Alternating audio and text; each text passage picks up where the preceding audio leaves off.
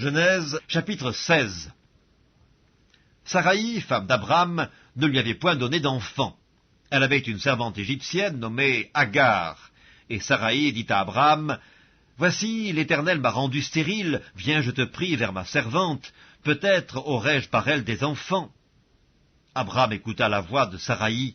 Alors Saraï, femme d'Abram, prit Agar, l'Égyptienne, sa servante, et la donna pour femme à Abram, son mari, après qu'Abram eut habité 10 années dans le pays de Canaan. Il alla vers Agar, et elle devint enceinte.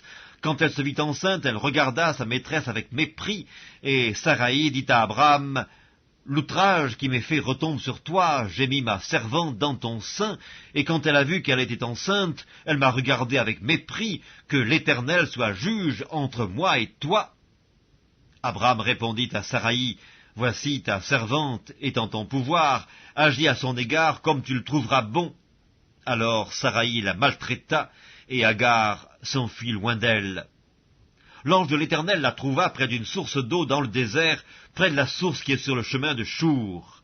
Il dit, « Agar, servante de Saraï, d'où viens-tu et où vas-tu » Elle répondit, « Je fuis loin de Saraï, ma maîtresse. » L'ange de l'Éternel lui dit, « Retourne vers ta maîtresse et humilie-toi sous sa main. » L'ange de l'Éternel lui dit, « Je multiplierai ta postérité, et elle sera si nombreuse qu'on ne pourra la compter. » L'ange de l'Éternel lui dit, « Voici, tu es enceinte, et tu enfanteras un fils à qui tu donneras le nom d'Ismaël, car l'Éternel t'a entendu dans ton affliction.